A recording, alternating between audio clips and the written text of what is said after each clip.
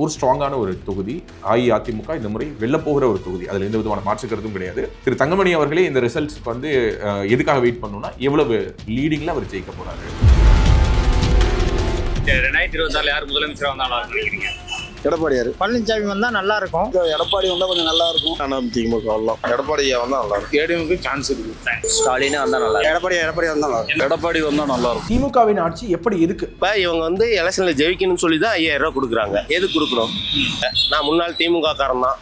நான் எல்லாத்துக்குமே தெரியும் இந்த வார்டுக்குள்ள. நான் இப்போ வந்து 5 வருஷமா நான் வந்து அதிமுக இருக்கிறேன். வந்து இவங்க பண்ற செயல்கள் சரியில்லை. இங்க வார்டுல இருந்து நகர செயலாளர் இருந்து யாருமே சரியில்லை. திரு தங்கமணி அவர்களுடைய தொகுதியை ஒட்டி இருக்கக்கூடிய மற்ற தொகுதிகளுக்கும் இந்த வைப்ரேஷன் வந்து ஸ்ப்ரெட் ஆகும். செயல்பாடு நல்லபடி செய்யறாரு. நல்லதா இருக்கு. அது அருமையா இருக்கு. ஒரு இந்த ஏரியால ஏதோ ஒரு விசேஷனாலும் நல்லது கட்டினாலும் வராரு போறாரு. நல்லா இருக்கு.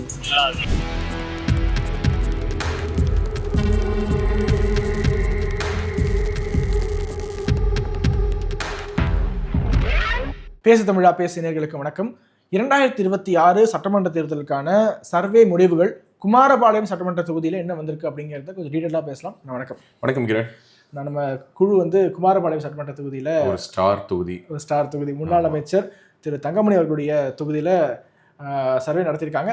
அந்த ரிசல்ட்ஸ் பற்றி பேசுறதுக்கு முன்னாடி குமாரபாளையம் தொகுதி பற்றி பேசணும்னு நினைக்கிறேன். அஇஅதிமுகவினுடைய ஒரு கோட்டை. ஏன்னா அஃப்கோர்ஸ் மிஸ்டர் தங்கமணி தமிழகத்தினுடைய முன்னாள் மின்துறை அமைச்சர், தொழில்துறை அமைச்சர், மதுவிலக்கு மற்றும் ஆயத்தீர்வைத்துறையை தன்னுடைய கைகளில் வைத்திருந்த ஒரு பவர்ஃபுல்லான ஒரு மினிஸ்டர் வந்து 3 முறை இந்த தொகுதியில் வெற்றி பெற்றிருக்கிறார்.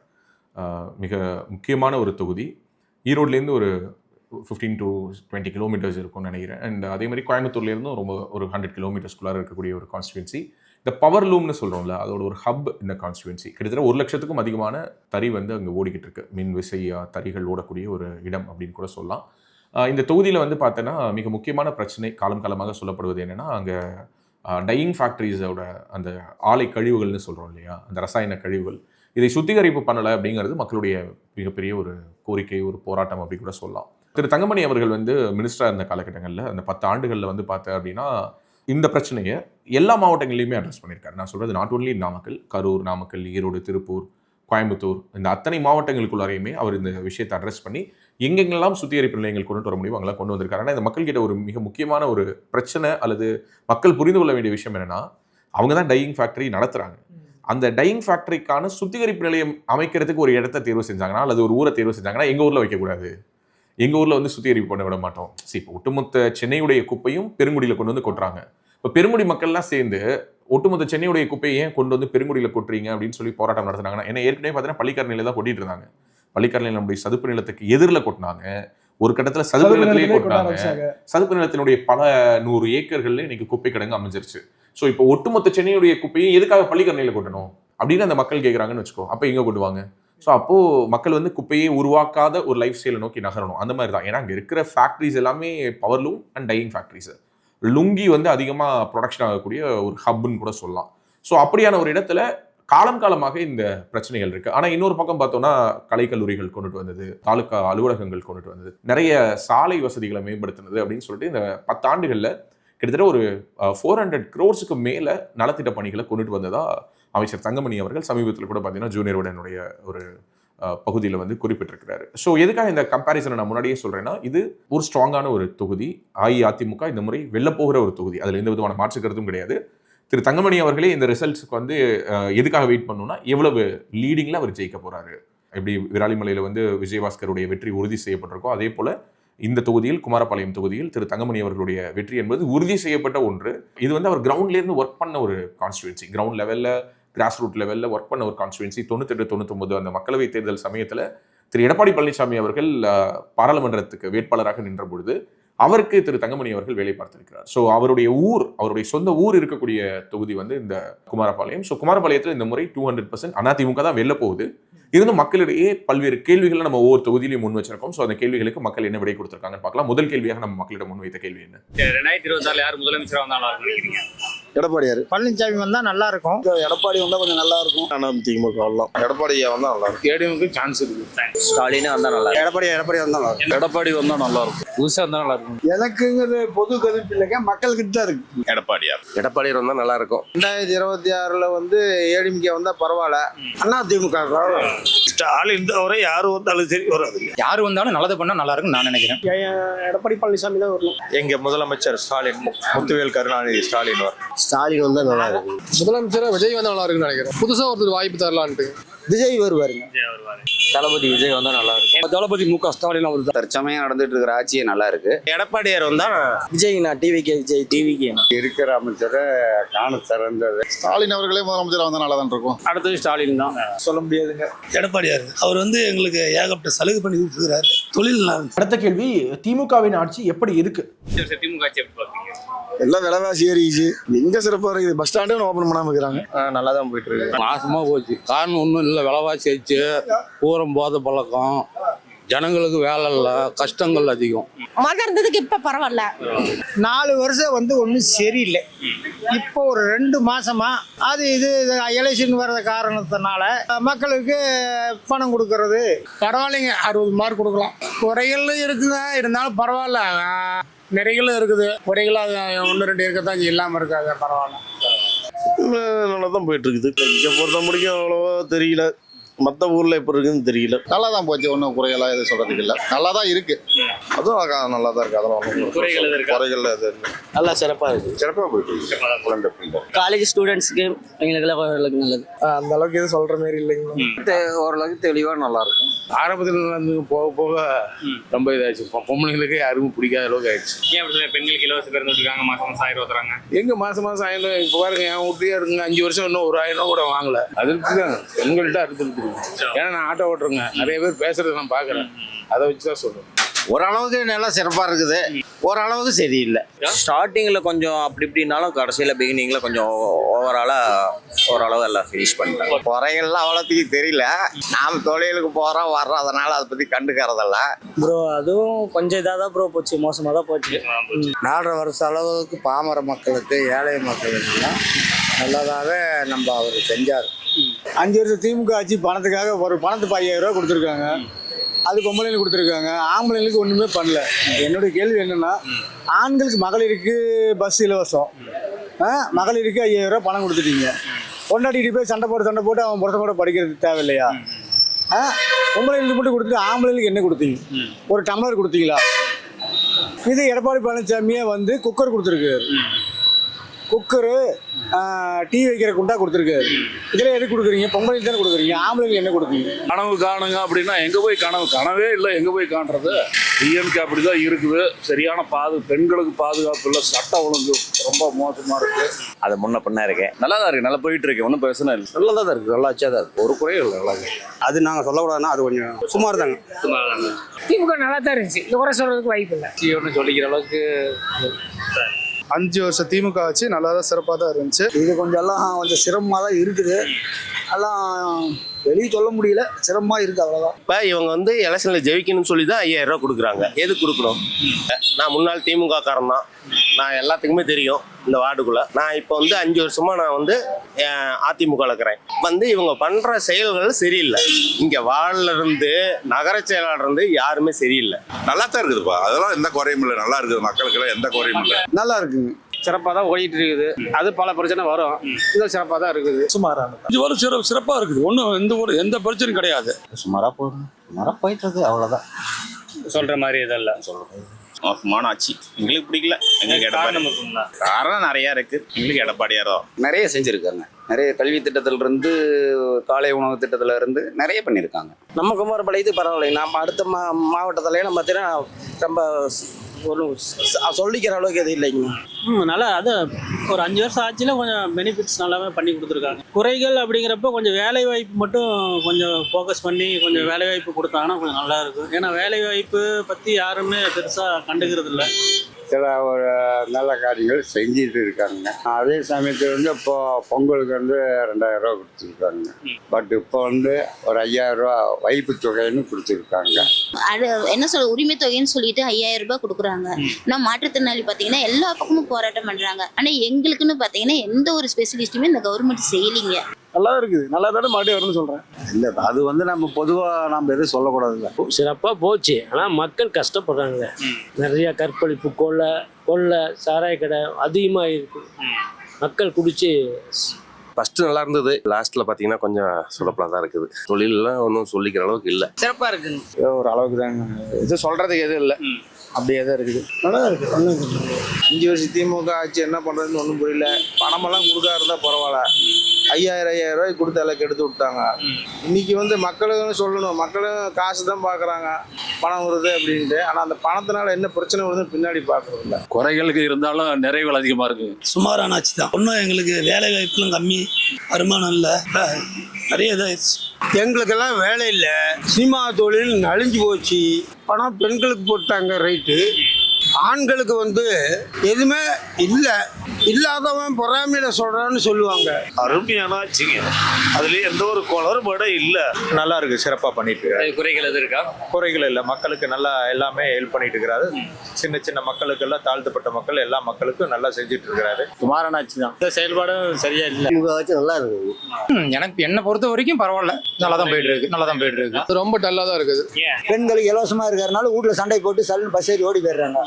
இன்னும் ஆண்களுக்கு இலவசமா பஸ் விட்டுருக்கலாம். அந்த காசு 2000 ரூபா கொடுத்தாங்களா இல்லை 5000 ரூபா கொடுத்தாங்களா, அது வந்து அன்னைக்கு 2 நாளைக்கு தான் செலவு. அவ்வளோதாங்க. இதில் விட நான் ஒன்றும் சொல்ல விரும்பல. ஆனால் இந்த ஆட்சியை விட புதுசாக யாராவது வந்தாங்களா எங்களுக்கு ஒரு மகிழ்ச்சியாக இருக்கும். 5 வருஷம் திமுக ஆட்சி ஒன்றும் பிடிக்கல. திமுக ஆட்சி அப்படிங்கிற கேள்விக்கு மோசம் என்று 33% மக்கள், சுமார் என்று 31%, சிறப்பு என்று 36% சொல்லியிருக்காங்க. ஓகே, இந்த சுமாரையும் சிறப்பையும் நம்ம அக்குமுலேட் பண்ணி பார்க்குறோம் அப்படின்னா இந்த ஒரு 60%. எகைன் இந்த ரிசல்ட்டுமே எதனால் இம்பாக்ட் ஆயிருக்கு நான் புரிஞ்சுக்கிறேன் அப்படின்னா, இது எல்லாமே வந்து இந்த 5000 ருபீஸுடைய இம்பாக்டாக நான் பார்க்குறேன். இந்த 5000 ரூபாய்ங்கிறது களத்தில் என்ன மாதிரியான ஒரு மாற்றத்தை கொடுத்துருக்குங்கிறது எதிர்கட்சியும் சரி ஆளுங்கட்சியும் சரி புரிஞ்சுக்கிறதுக்கான ஒரு வாய்ப்பு. ஏன்னா இமீடியட்லி அஃப்கோர்ஸ் இங்கே மிகப்பெரிய ஏஜென்சிஸை 2 கட்சிகளுமே, 2 முக்கிய கட்சிகளுமே பணிக்கு அமர்த்தி இருக்கிறாங்க. ஸோ திமுகவும் சரி அதிமுகவும் சரி கிரவுண்ட் ரிப்போர்ட்டை கண்டினியூஸாக மானிட்டர் பண்ணிக்கிட்டே இருக்காங்க. அவங்களுடைய ரிப்போர்ட்ஸில் அவங்களுக்கு தேவையான ஃபைண்டிங்ஸ் கிடைச்சிக்கிட்டே இருக்கும். ஆனால் நம்மளுடைய ரிப்போர்ட்டுங்கிறது முழுக்க வீடியோ சாம்பிள். இந்த வீடியோ சாம்பிளில் பதிவு செய்திருக்கக்கூடிய குரல்களின் அடிப்படையில் நாம் இந்த நம்பர்ஸை சொல்கிறோம். ஸோ அதிகமான மக்கள் என்ன சொல்கிறாங்க அப்படின்னா, இந்த ஆட்சி வந்து சுமார் அப்படிங்கிற கேட்டகரியிலையும் மோசம்ங்கிற கேட்டகரியிலையும் தான் அதிகமாக இருக்காங்க. இந்த ஆட்சி வந்து மோசம்ங்கிற கேட்டகரியில் எவ்வளோ சதவீதம் இருக்காங்க? 33. சுமாருங்கிறதுல 31. ஓகே, ஸோ ஆல்மோஸ்ட் ஒரு 64% வந்து பிலோ ஆவரேஜ் அப்படின்னு வச்சுக்கலாம். சூப்பர் அப்படிங்கிற கேட்டகரியில் 36% இருக்காங்க. ஸோ மேபி அவங்க என்ன மாதிரியான பயனாளிகள் அல்லது என்ன மாதிரியான திட்டங்களின் மூலமாக பலனடைந்தவர்கள் இந்த பதிலை சொல்லியிருக்காங்க அப்படிங்கிறத நம்ம வீடியோவில் மக்களே பார்த்தாங்கன்னா புரிஞ்சுப்பாங்கன்னு நினைக்கிறேன். ஸோ இப்போ தான் நீங்கள் சொன்ன அந்த பாயிண்ட்டுக்கு, அதாவது தங்கமணி அவர்களுடைய செயல்பாடு எப்படி அசஸ் பண்ணுறாங்க மக்கள் அப்படின்னு பார்த்தோம்னா, செயல்பாடுகள் எப்படி இருக்கு? அவர் எல்லாமே நல்லா செய்கிறாரு. குறைகள் எது இருக்கா? ஒரு குறையும் கிடையாது. ஏதாவது குறை இருந்தாலும் உடனே தீர்த்துக்கிறாரு. நல்லா இருக்கு. அவர் செயல்பாடு எல்லாம் சூப்பரா இருக்கு. நல்லா இருக்குதுங்க, செயல்பாடுகள் நல்லா இருக்கு. நல்லா செய்கிறார், சிறப்பாக பண்ணுறாரு. அவர் இந்த ஊருக்கு நல்லா தான் செய்கிறாரு. அவர் சொல்ல பரவாயில்லைங்க. அவருக்கு கொஞ்சம் வாய்ப்பு இருக்குது. நல்லா செய்கிறாரு. குறைகள் இல்லை, ஓரளவுக்கு நல்லா செய்கிறாரு. அவர் தான் 3-4 தடவை அவரு செயல்பாட்டில எல்லாம் ஒன்றும் குறைய இல்லைங்க, அருமையாக செய்யுது. செயல்பாடு நல்லா இருக்குது, பரவாயில்ல, நல்லா இருக்கு. அவரோட செயல்பாடு அந்த கட்சி பொறுத்த வரைக்கும் அது கரெக்டாக பண்ணுறாரு. அவருடைய செயல்பாடுகள் நல்லா இருக்கு. அவர் பாட்டுக்கு அவர் செஞ்சிட்டு இருக்காரு. குறைகள்லாம் ஒன்றும் இருக்கிற மாதிரி, நல்லது கெட்டதுனால வந்து பார்க்குறாரு. அதே பெரிய விஷயம். அவருடைய செயல்பாடு நல்லா இருக்கு. சூப்பர்னா சூப்பர், 100க்கு 100 அவர் நல்லா செஞ்சிருக்காரு. அருமையாக இருக்குண்ணா. அவர் அருமையான ஆள், எந்த வேலையும் நல்லா செய்கிறார்.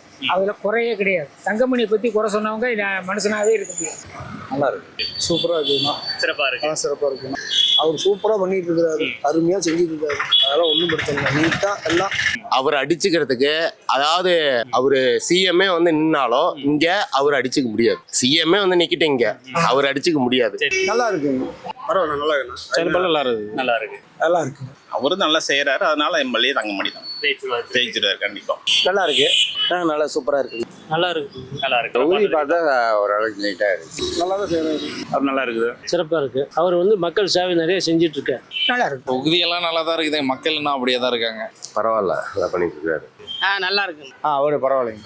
அவரு மாமா எல்லாத்துக்கும் வர்றாரு, நல்லா இருக்கா வர்றா போறாரு, அருமையாக இருக்குது. பரவாயில்லைங்க. அவர் எதிர்கட்சியாக இருந்தாலும் நல்லா கேட்குற அளவுக்கு நல்லா முன்னாடி செஞ்சுட்டு வர்றாரு. அருவி நல்லா செய்வார், எங்களுக்கு அதுதான் பிடிக்கும். சிறப்பாக செய்வார். செயல்முறை ஒரு எம்எல்ஏ ஆகிறதுக்கு முன்னையே, அதாவது சராசரி உறுப்பினராக இருக்கிறது பொதுஜனங்களுக்கு நல்ல அணுகுமுறை நல்லா இருக்கு. ரொம்ப நல்லா உதவி பண்ணியிருக்காரு. பரவாயில்ல, செயல்பாடு நல்லபடி செய்யறாரு. நல்லா தான் இருக்குது. அதான் அருமையா இருக்கு. அவரு இந்த ஏரியாவில் ஏதோ ஒரு விசேஷனாலும் நல்லது கட்டினாலும் வராரு போறாரு. நல்லா இருக்குது. இருக்கு ஓரளவுக்கு. சுமாராக தான் இருக்குன்னு சொல்கிறாங்க. ஆனால் எப்படி இருக்குன்னு எங்களுக்கு ஒன்றும் தெரியல. மதங்கள்லாம் இருந்ததுங்க, இனிமே எப்படின்னு தெரியாது. அவரோட செயல்பாடுக அவர் ஜெயிச்சுட்டு வரதோட சரி, அதுக்கப்புறம் போயிடுவாங்க. திருப்பி ஒரு மாற்று வந்து டிஎம்கேல ஒரு நல்ல கேண்டிடேட்டை நிறுத்தி வந்தால் நல்ல வாய்ப்பு, நல்லது கண்டிப்பாக நல்லது நடக்கும். பரவாயில்ல, முன்ன கொஞ்சம் இருந்தாரு, இப்போ எம்எல்ஏவா இருக்கிறனால ஏதாவது அவருக்கு உண்டான செய்யறாரு.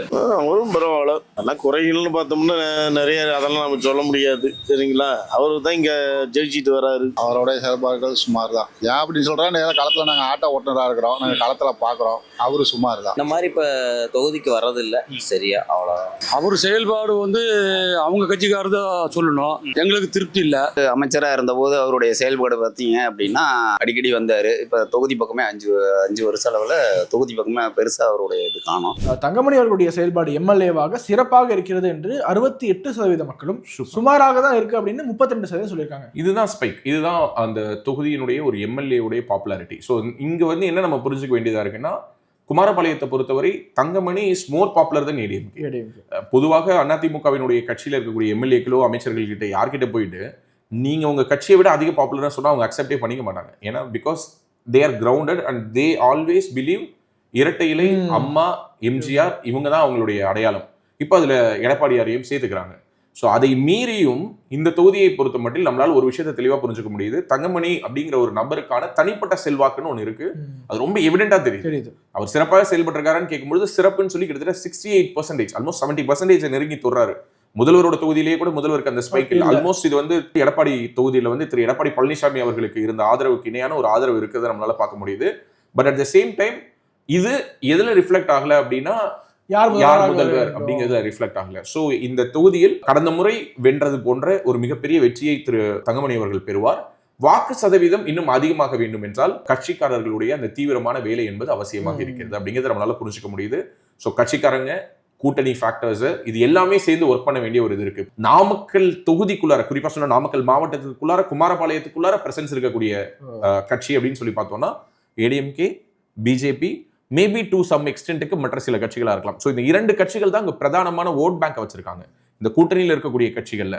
இந்த தொகுதியை பொறுத்த மட்டுமல்ல, நாமக்கல் முழுவதுமே தெலுங்கு மொழி பேசக்கூடிய மக்கள் அதிகமாக இருக்கிறாங்க. ஓகே, நாயக்கர் சமூகத்து மக்கள், நாயுடு சமூக மக்கள், லிங்குஸ்டிக் மைனாரிட்டிஸ் இருக்காங்க. ஸோ அவங்க எல்லோருடைய வாக்குகளும் இந்த முறை எப்படி கன்சாலிடேட் ஆக போகுது? It's a big question, not only with Namakkal. பொதுவாக சொல்லுவாங்க அது வந்து எல்லாம் திமுக பக்கம் தான் போகும் அப்படின்னு சொல்லி கேள்விப்பட்டிருக்கேன். இல்ல, அது பொதுவாக சொல்றது மட்டும் இல்லாமல் இந்த முறை ஒரு உதாரணத்துக்கு சொல்லணும் அப்படின்னா, என்னதான் தேசிய முற்போக்கு திராவிடர் கழகம் திரு விஜயகாந்த் அவர்கள் தன்னை ஒரு தமிழன் என்று பெருமையாக அவர் தன்னை டிக்ளேர் பண்ணிக்கிட்டாலும் கூட பொலிட்டிக்கல் கிரவுண்ட்ஸ்க்கு அவர் வந்ததுக்கு பிறகு அவருடைய சமூகம் சார்ந்து, அவர் ஒரு நாயுடு சமூகத்தை சேர்ந்தவர். ஸோ அவருடைய சமூகம் சார்ந்து அவர் ஒரு அணுகின ஒரு கூட்டம் அப்படிங்கிறது இருக்கு, அது நம்மளால மறுக்க முடியாது. அது அவருடைய மறைவுக்கு பிறகு இன்னும் அதிகமா இருக்கு. திரு வைகோ அவர்கள், அவர் என்னதான் வந்து தமிழை பற்றி மிக உயர்வாக பேசி போற்றி மேடைகளில் முழங்கினவர், தமிழீழ போராட்டத்திற்கு துணை நின்றவர்னாலும் அவரையுமே நாயக்கர் சமூகத்தை சேர்ந்தவராக பார்க்கக்கூடிய ஒரு அரசியல் போக்குங்கிறது இருக்கு.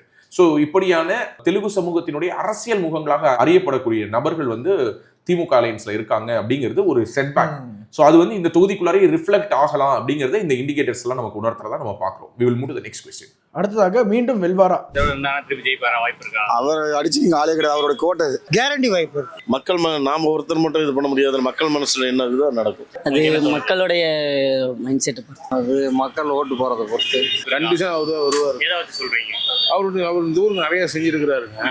அதே இந்த ஊர் மக்களுக்கு அவர் பிள்ளையாட்டம். அதனால அவர் வந்தாரு கண்டிஷன் வருவார். வாய்ப்பு இருக்குது. என்னன்னு கேட்டாக்கா, சாதாரண ஒரு ஏழை வந்து காலமாயிட்டா கூட வீட்டுக்கு வர்றாரு. வாய்ப்பு இருக்கு, கண்டிப்பா இருக்கு, கண்டிப்பா வாய்ப்பு கண்டிப்பா அவர் தான் நிற்கிறாரு, அவர் தான் வெற்றி பெறுவாரு.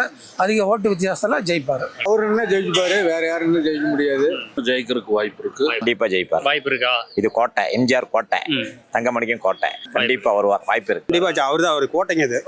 வாய்ப்பு உண்டு. அவர் கோட்டை தான் இது. வாய்ப்பு இருக்கு கண்டிப்பா இங்க குமரபாளையத்துல அவர் தான் வருவாருங்க. கண்டிப்பா வருவார். வாய்ப்பு இருக்கு.